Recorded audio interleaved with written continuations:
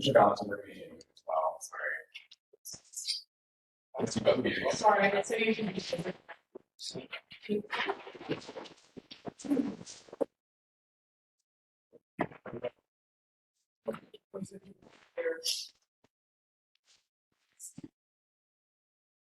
Oh, sorry.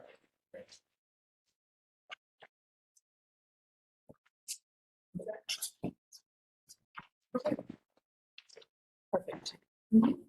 Oh, okay. Okay, good evening, everybody. I am calling this meeting of the Allocations Committee to order. It is now 4:45 on July 23rd, 2026.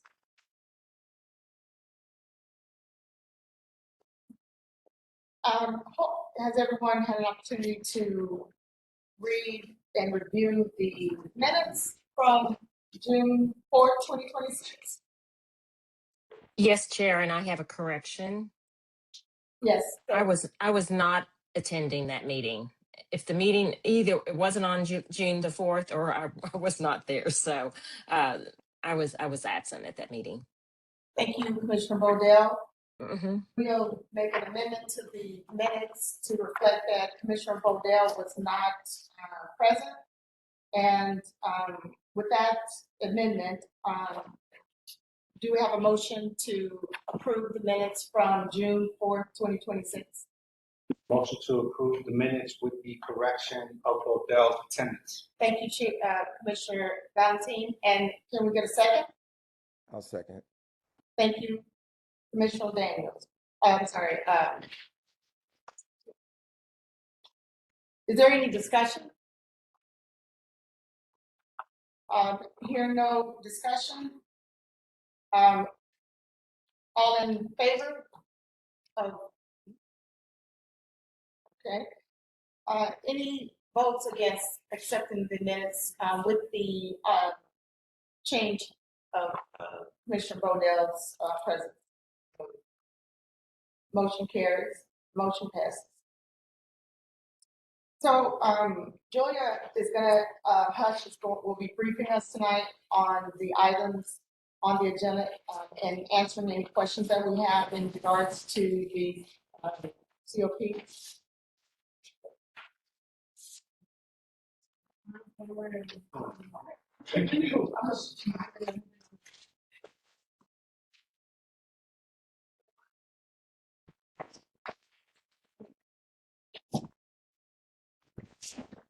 Hi folks, I have confidence in my ability to speak up, but if you can't hear me, just let me know.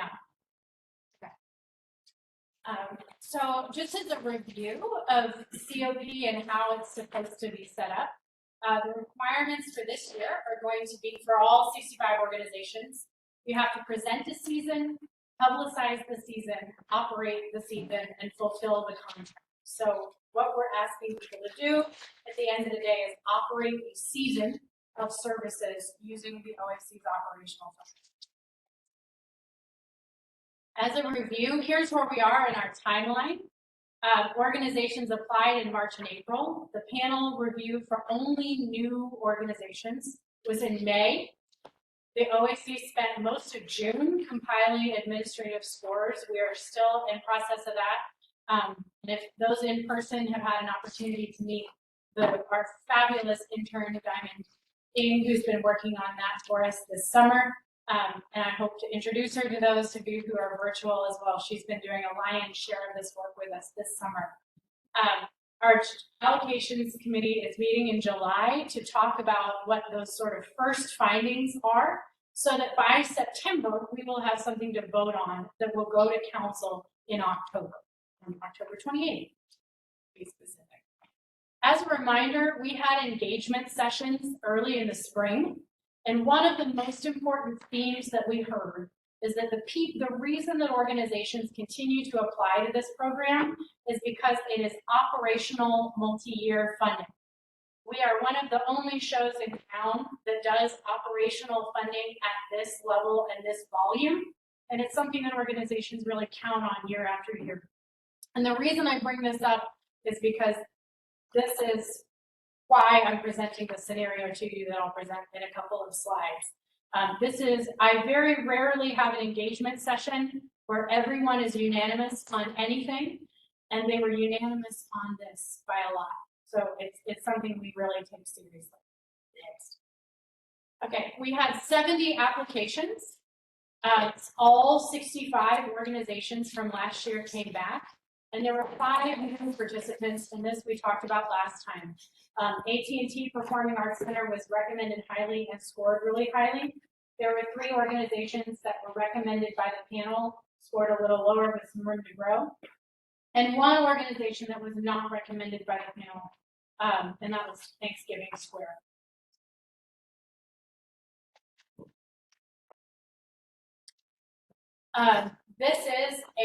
We are in year 2 of a 3-year cycle.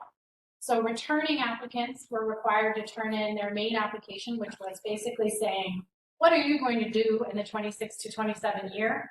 They turned in supplemental materials that we'll walk through in just a second. And then they certified, yep, I'd be willing to go out on a limb and say that all of this is true. New applicants had a little more work to do. They had a main application that was a little longer, included the history of their organization. They also submitted supplemental materials, signed it, and they also had a new applicant profile and a video to turn in for their panel.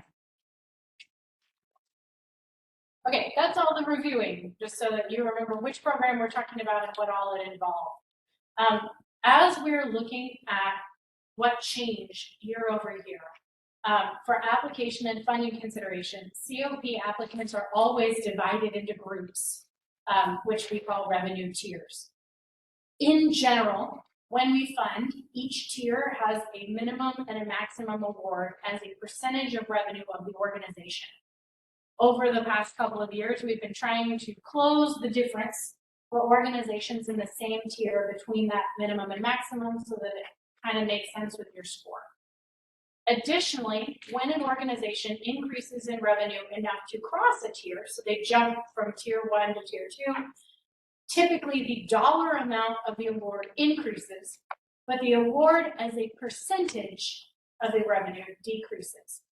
That's because if we were giving, 20% by revenue to the Dallas Museum of Art, we would go broke immediately. So the smaller the organization, typically the larger the percentage, and we go all the way down. However, there is some tier crossover. There are some tier 4 organizations who get more as a dollar amount than in tier 5, especially those who've been in the program longer. Those are some examples. There are several when you look at the funding from last year. In the past 3 years, funding has been mostly assigned by a combination of performance on your applications, how'd you score, historical funding, what you got last year, in comparison to your peers within the same tier. When possible, this committee has tried hard not to decrease dollar amounts of awards from past years, even if the organization dropped a tier. Because that's how we end up in the Dallas Morning News saying the OAC defunded fill in the blank organization. There are 2 exceptions to this. One is if the application was not finished or there was a contract compliance serious weakness. For example, one organization missed a panel appearance a few years ago. This committee did not love that, and we took away some of the funding. And 1 year, the organization turned in a mostly complete but not entirely complete application. We didn't that too. The second thing is the organization's revenue decreases so much that the city reaches its limit on funding the organization. There is, by city rules, a limit of what percentage by revenue the city can give one organization in total of all its funding. So especially if your organization is receiving funding from multiple sources and we hit that limit that we cannot fund you anymore, we take note of that through this. Okay. Organizations who changed tiers this year. Overall, most organizations either stayed mostly where they were or they grew a little bit. And I think this actually is a really positive look at the Dallas arts ecosystem as a whole, when you can see how many organizations are growing, especially from tier 1 to tier 2. That's really exciting. That's not our fault. That is the work of these wonderful organizations, but it is something to know as commissioners. This is not what we've been seeing the last couple of years. People coming back from COVID. This is growing and building new programming. And we should be really excited for these organizations. And our junior commissioner. We also have some organizations that have dropped a tier. You notice that we are on a year lag, right? This is done with their 2025 990s. So this is not real-time information, but it is also important to note of some of these folks that may have been in other tiers that have shifted down as well. No one is in danger of hitting their cap of funding because they have dropped so much, because these organizations are large. They were not near getting the maximum of their funding, and we're not going to hit that issue this year. Okay, this is what we scored for returning organizations. There is no panel for returning organizations.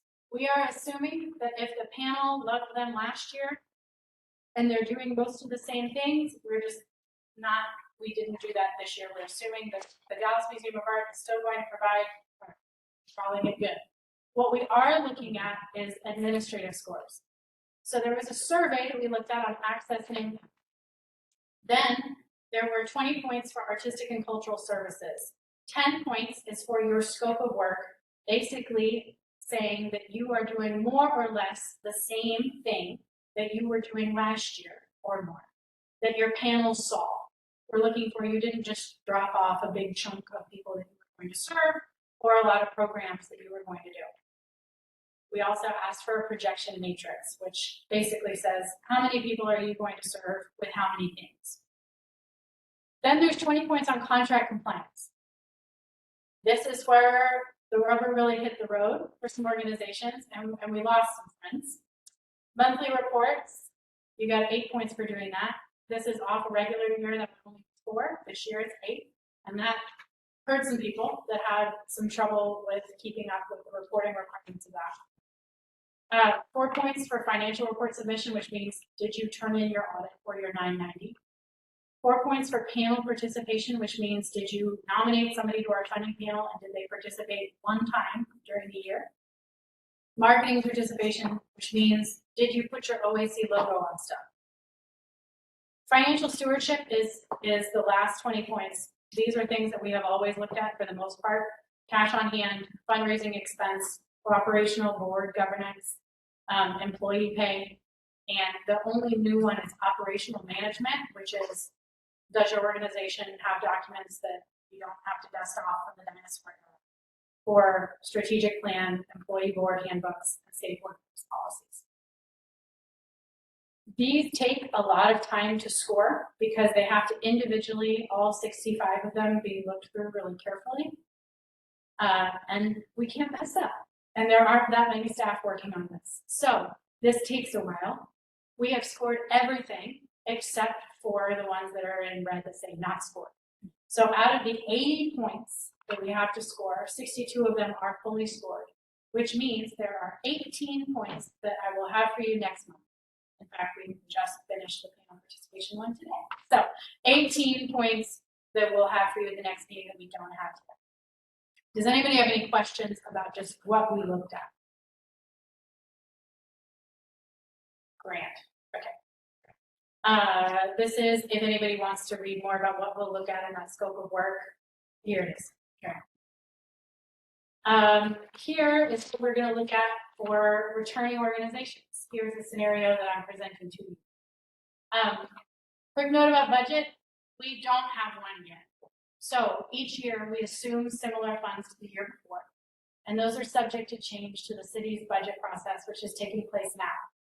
So today there are no funding amounts to consider, but there are questions that I need to ask you so that I will have amounts when we meet in August and September to vote.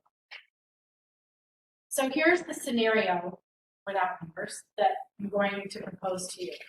Like I said, we've scored 62 out of those 80 points, which means there are 18 points that are not scored.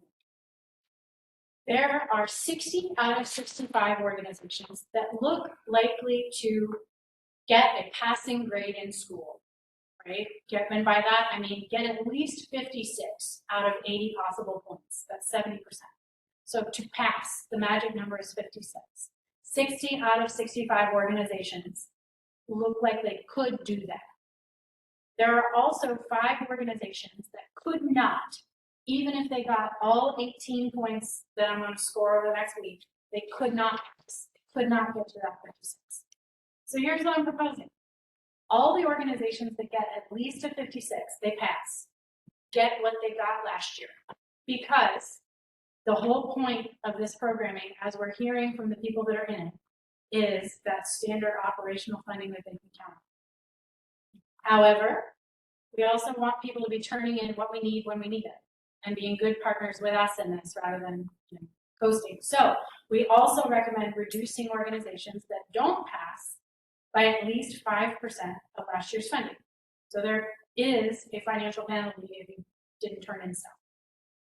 This would impact at least 5 organizations: Coro, Anita Martinez, Urban Arts Collective, Kitchen Dog Theater, and Second Dog Theater. Here's what that looks like in real time. So Tier 1, there are 9 organizations now in it. Pegasus Contemporary Ballet already has a 55. There's virtually no way that they're not going to pass this with flying colors.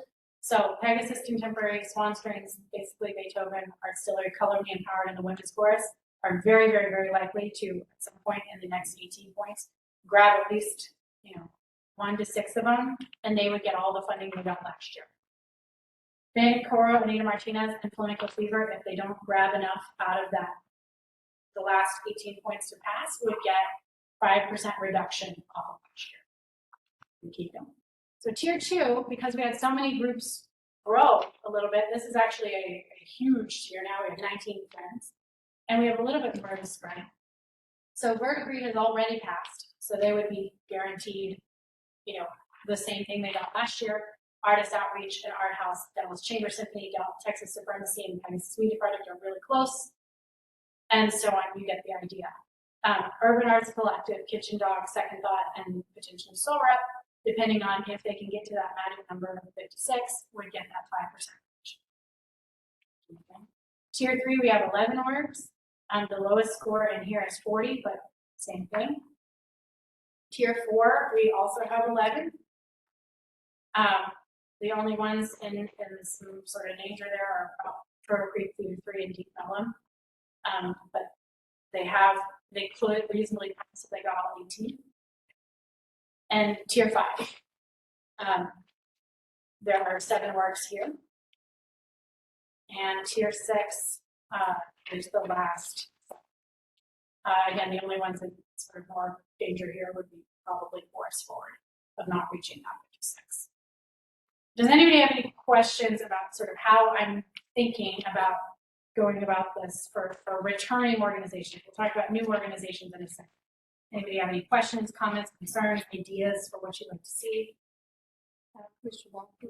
Thank you, Vice Chair. So Julia, I'm just going to repeat some of what I heard in listening to so I'm tracking. The first repeating is passing means that your funding continues at the level that you projected for the next 3 years based upon the value of multi-year funding, right? Failing means that there's a percentage penalty. You're proposing 5%, but that is also potentially subjective, right?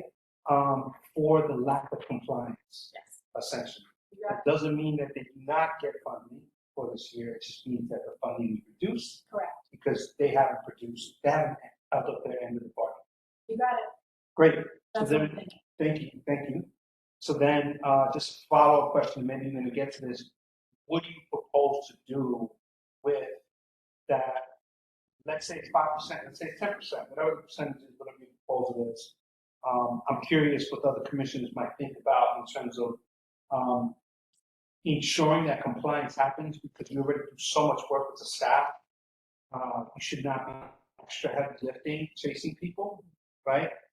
So I just want to put that out there. So with that additional savings, that month, the 5% in aggregate of the 5, 6, 7, 8, 10 organizations that are in compliance, is the strategy for that allocation potentially for those resources? Great question. I don't have one yet. Okay, thank you. It could, what we have done in the past is we have been able to use it for slight, pat on the back funding for organizations that did really well and were great partners with us through the year, so we could do that. We have also used it to invite in new organizations, which we could also. And just to build on that, potentially, since you're not quite sure what the budget is just yet, and that's in flux. That's why I didn't add that in, because I don't know. Right, it could just be a 5 to 10% reduction. Yeah. Okay, Yeah. thank you. All right, I'm tracking. I want to give you always something that I can back up. And if I came to you today and said, and we're going to give rewards to everybody that did really well, and then my budget comes out and I cannot do that, right, it would be a very sad conversation. Whereas coming to you next month and saying, hey, right, I have extra budget and all the money I wanted, what would we like to do with it? That is a very different conversation, right? So I'm trying to be conservative, but that is a good point of, okay, when we do have savings, what do we do? And I'm very open to hearing your thoughts on that. What else? Any other questions? Commissioner Bodell, I'm sorry, Brigham.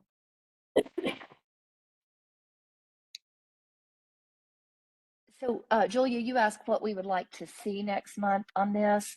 And when I look at I think it's slide 15 that explains to us what our scoring rubric is, I feel like there's some really fundamental difference between people who miss points under contract compliance versus maybe access and impact, right? Like there are some different, for example, if an organization is receiving funding from us and we require 8 monthly reports, I really don't have a lot of patience with like maybe a brand new organization, but to me, that's a different point miss than some of these other things. Would it be possible, at least with respect to the organizations that are in danger of receiving a cut, to provide us some information next year to see where they went wrong? Is it the sort of thing that they just aren't following the rules, or like that's very different from, say, a cash on hand loss of score. They're both very important, because we don't want to fund organizations that don't have adequate cash on hand or that don't have a fundraising expense. But I feel like that might be information that would be helpful to us as we look at making cuts. I don't think we need to see it for every organization if they make the threshold. But with respect for any organization that is potentially facing a cut, I think it would be helpful to us to have some information about where they missed the boat. I don't care who you did. I don't care if it's on a chart or it's just a summary that says Brandon Coro didn't get the reports in, or Brandon Coro is having a cash fund problem. But because historically we have had some great organizations that are delivering great art to the city who didn't follow the rules, and we sort of got into a bind of not wanting to have any repercussions for that because they count on it. And so if we're going to make a cut, I'd like us to kind of have some idea of where they are missing, especially since this is new, this whole 3-year process. I think there's another point there, which is our goal was to make this easier for the organizations, right? It's a scaled down application, but if it's a scaled down application, it's still very important, right? So I don't know why the ones that are missing are missing. And I trust you because you do a great job of looking at all the information and going, here's what I think the commissioners would like to see. So in that general category, that's what I would like to see at our August meeting with respect to anybody who is at risk for receiving a cut in funding. Thanks, I can do that. Yeah. Anything else before we look at returning or new friends? Commissioner Bodell, would you like to? I was just going to ask, historically, what have we done in the past with organizations that fall short of compliance and filling out and doing? So I do agree with Chair Bragalini, and I definitely, I'd like to see a little more information too. So, but what have we done in the past? And how is 5% decided upon? And are there some that are really I guess, delinquent in some areas. Yes. Is the short answer to that. I mean, especially when you look at tier one and you have some organizations getting 56 and others getting a 35. That's not great. So yes, there are some organizations that are not holding up their end of the partnership in this. Historically, we have used 80% as a cutoff for people to get the same amount of funding to come back, and we've used 90% as an opportunity for increase. But that included a panel, and it also was rounded within the same tier. This is different because it's everybody on a flat, just by the numbers. Which is why the other reason that I looked at it at 70 rather than, but I could look at it at 80. And the 5% was looked at an amount that would make a meaningful difference in compliance, but not a meaningful difference in someone's operating budget for the year. Thank you. Thank you, Commissioner Vogel. Are there any other questions? Have any other questions or comments? So the new org. Okay, yes. So for new organizations, the only thing that's different here is that there is no access and impact survey. That just folded in with their panel scores, which are already done. So the only things not graded here are the scope of work and employee pay, which again, we'll have for you next time. So for these organizations, I've actually included the panel score in here too. So the magic number to pass is 56 for returning organizations because they only have 80. The magic score to pass for new organizations is 95 out of 130. They have that additional 70 points. This one, we consider passing at an 80% rather than a 70. Historically, we have always held new organizations to a higher number standard than returning ones. Because once you're in, we really, really try hard to keep you. So you need to not be getting in the bare minimum.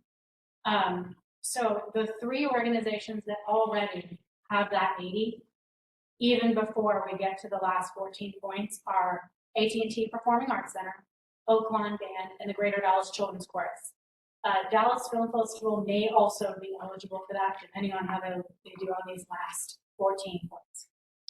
So the funding scenario for this side that I'm proposing is that all 3 organizations that quote unquote pass are invited into the program.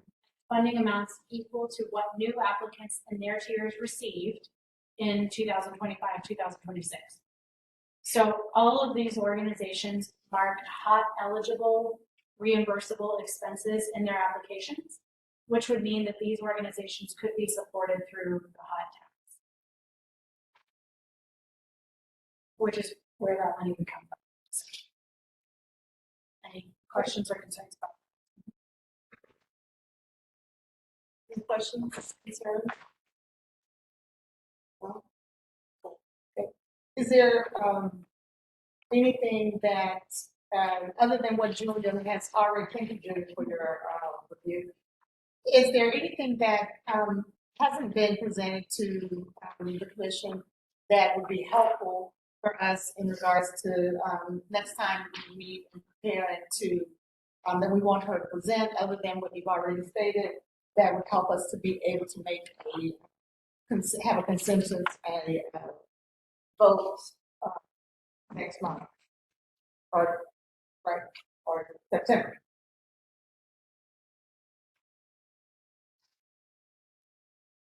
No? Well, that's good. That's excellent. Good job, Julie. Good. Good job. Thank you. All right. Okay. Are there any staff updates? You are chair committee. Yes, just on the allocations committee chair updates. First of all, I wanted to thank our new vice chair, Dr. Jackson, for running the meeting in my absence. I appreciate that very much. Excellent job. Gotta get somebody in training because, you know, I am a year and a half away from leaving you guys, which will be very sad for me. But, the other thing I wanted to mention, because I've received inquiries from people separately, is there were questions about, we spent a good bit of time at the June meeting talking about the audit and what our concerns were. We took everything that you guys sent in, everything that you said in the meeting. We distilled that down to a very concise outline and provided it to Chair Small. And as I understand it, the plan is that the auditors will present at a future meeting, possibly August. That is up to the chair's discretion and how much business we have at each meeting, but we have not, we've not ignored your interest and concerns about that. And then Julia or Glenn could probably speak to this more than I can, but in the meantime, the staff is doing a tremendous job of looking at how we move forward so that we are in compliance with all recommendations and still are able to deliver arts to the city and to all of our citizens. Other than that, I don't have any additional updates or announcements. Wait, if you could indulge me one more minute. I do want to say, as I always like to say, a huge thank you to Julia and the entire team. This is always a difficult process, but to have the budget issues that we have in the same year that we are stepping into our first round of this 3-year cycle is very challenging for all of us, but it is particularly challenging for the staff. And so we really appreciate it. I know you guys have been burning the midnight oil, and we also really appreciate you getting those documents out to us early so we have plenty of time to look at them. And then finally, a thank you to all of my committee members for we've had some sort of crazy back and forth on the scheduling of the July meeting. We'll try not to do that in July of next year. It was a combination of factors, one of which was my availability, and I would also have been available on the other dates remotely, but the other was just making sure that we have a meaningful meeting. We don't want to call you guys all together in July when the reports are not complete, the numbers are not complete. We had the added challenge this year of a furlough day for our staff. So just in case anybody was wondering, we really wanted to move the meeting to a time when we get the report that we got from Julia, where we all don't have any questions and we can tell how we're moving forward. So thank you. Good job, thank you. Okay, so if there are no other staff updates, We do have staff.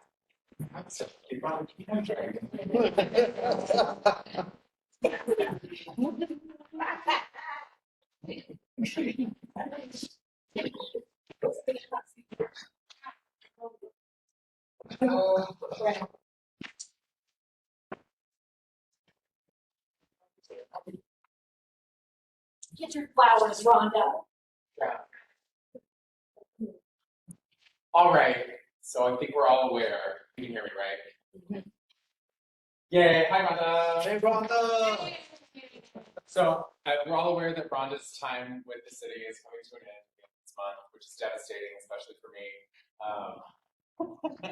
Because Rhonda's been, she's been my work mom. Rhonda's been here since I started with the city. She started maybe about 6 months before I did. She did. She was terrified.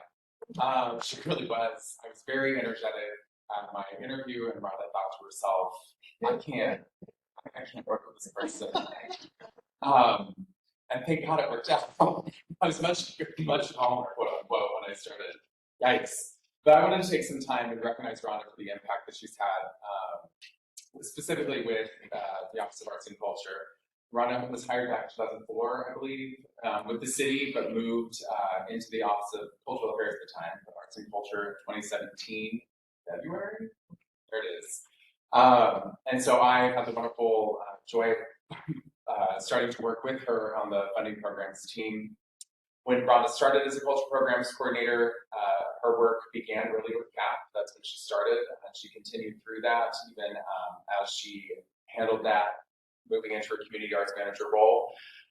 So that gives 9 years working with CAP. During which time, in those 9 years, Rhonda supported 430 artists and organizations through the CAP program. That's 7,400 plus bookings through the CAP program, and has allocated $4,036,000 to Dallas-based artists and organizations.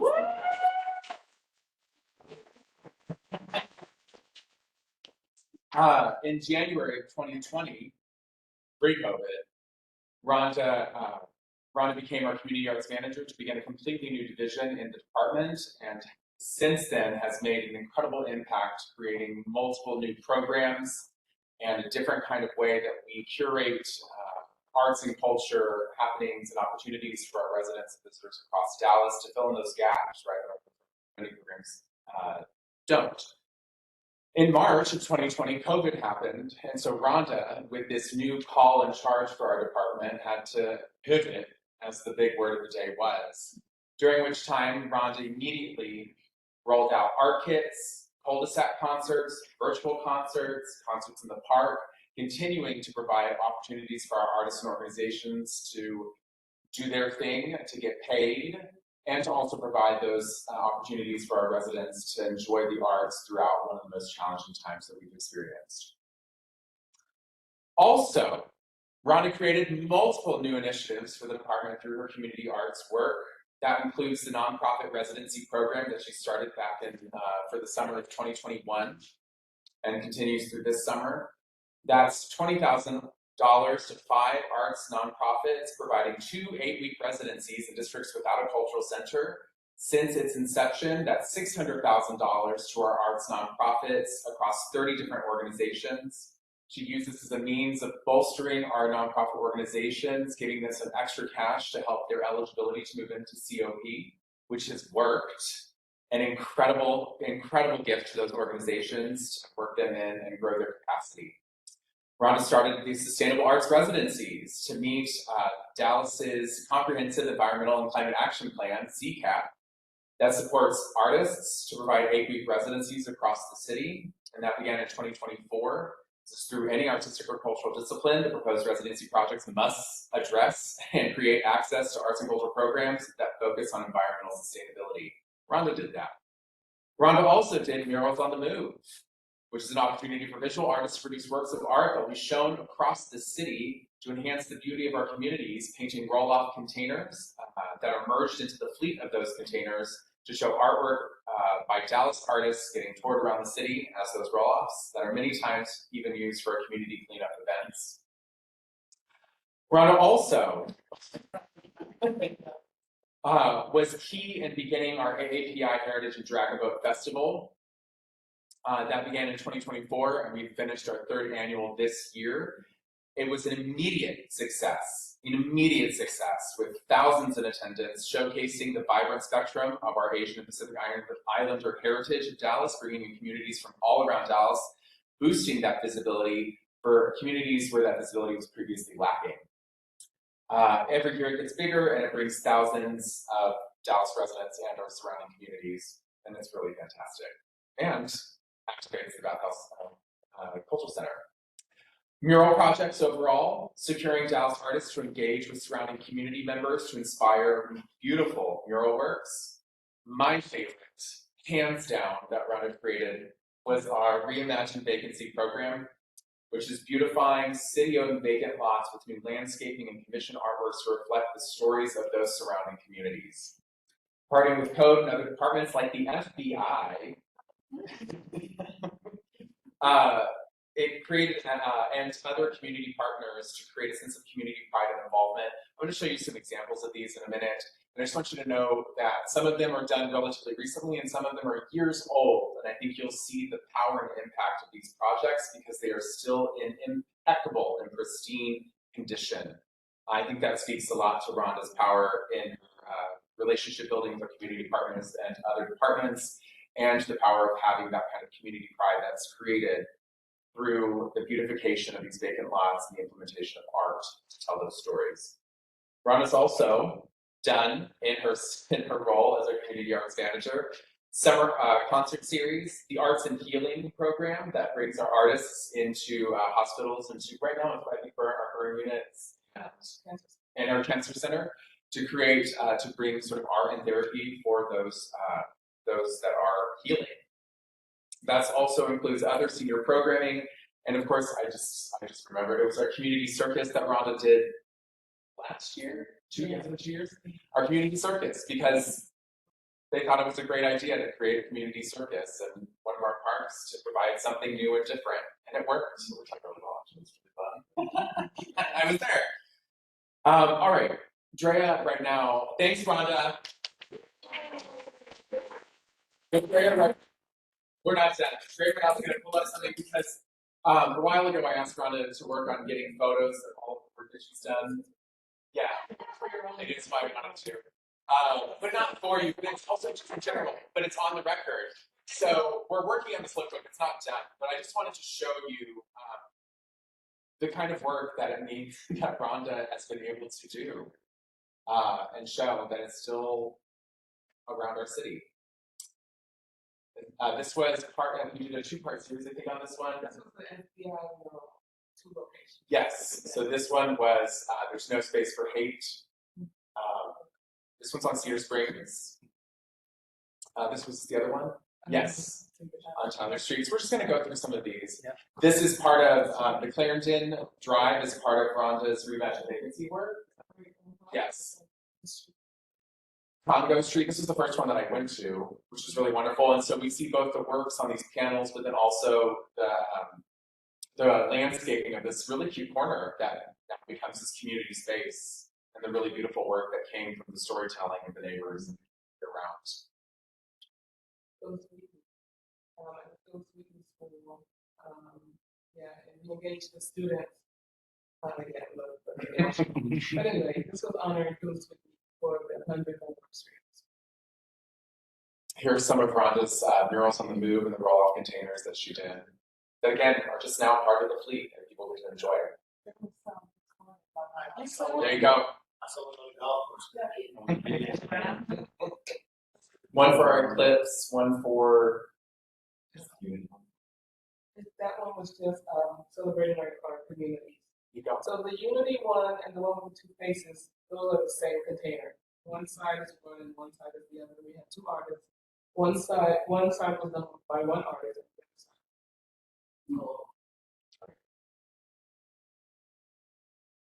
This is the This is the reimagination sequence. Pleasant Grove, which was such a cool plot. It's this little triangle in the middle of a neighborhood. Yes, and if I may, we also created a little golf, mini golf course. That little green area space you see behind is like a little mini golf for the community to just hang out, play golf.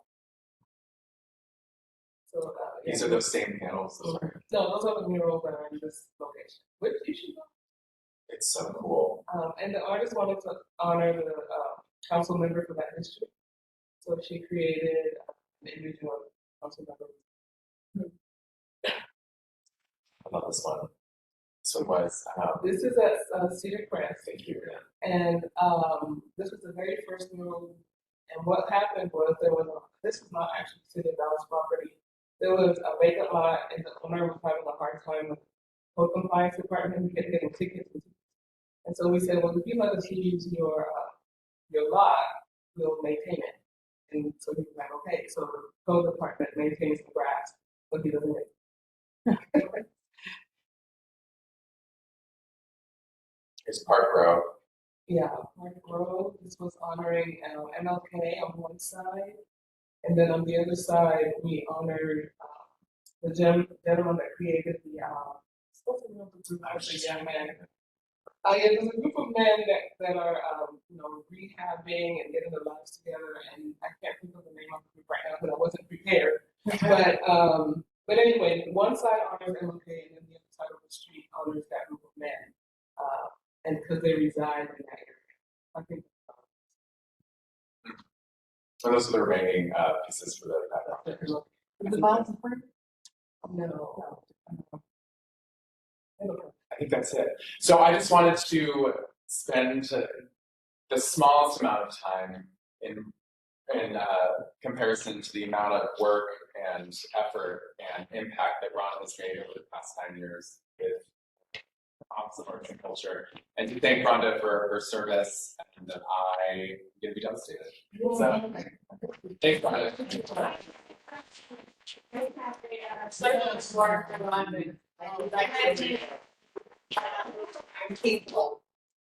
I'll just read it. It's for your years of dedicated service. Chief of the Office of Arts and Culture, we commemorate your leadership and program initiatives which have profoundly enriched the artistic advancements and creative spirit of the. Thank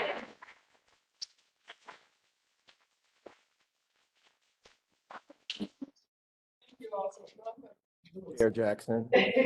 Whatever you want. Thank you so much for this. I didn't plan on retiring. I was just working and then one day I said, I was saying, I looked at the clock, I was like, I retired. So that's why it's kind of a surprise to me too. But I am really honored to have served in the Office of Arts and Culture and the city as a whole, in the park. And just honored, and I'm grateful to the commissioners. I know that everyone here has been here. I know new ones yet, glad we had new. And so, thank you all for the support, for making me look wonderful in front of my supervisor. Because he never held a lot of questions, even to the point where he got mad one day. But I thank you so much for making this fun, indulging me in my madness and craziness and my hats. So, thank you. I'll be around for a little bit. Thank you. Chair Jackson. Yes. I'd like to motion that Rhonda's paperwork for retirement get lost. Well, I second. We have a second. No, but It's a can we mistake. take up a vote? There's no discussion. There's no discussion. No, but seriously, Rhonda, thank you for the service that you've provided to the city and just to us and to me. I'll be selfish. There are times that I'm like, I don't know. Let's ask Rhonda. And even if Rhonda doesn't know even if Rhonda isn't the right person for the answer, Rhonda is going to get you the answer. The number of artists and performers and musicians who have come to me with questions about insert name of funding program that Rhonda may or may not be responsible for. And I'm still like, I don't know, you should email Rhonda and copy me. And in every one of those instances, they are met with grace, they are met with kindness, and they walk away feeling better about the experience. And so my kind of encouragement to you, Rhonda, as you go off and abandon us and leave us very sad, is that you know that you have had a substantive impact on the artists of this city. Not in a like a cute, casual way, but there are artists in this city who are now realizing that what they do is a profession because of the work that you have done. And so I just wanted to say thank you to you. And again, I am happy to slash tires. I am happy to talk to, I don't know. This is all on the record, so I'm probably going to get a FOIA request.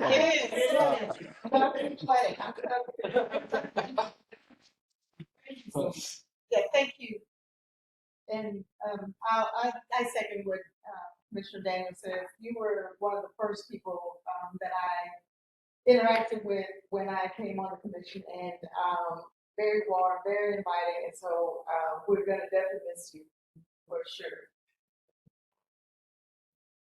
Thank you. Okay.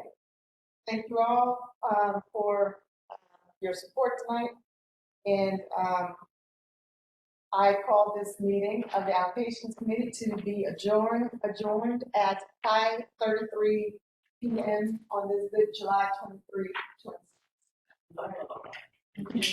Saying, Nikki, she ran a really fast meeting, Nikki. I'm just throwing it out there. She ran a really fast meeting. I will happily stay in Colorado.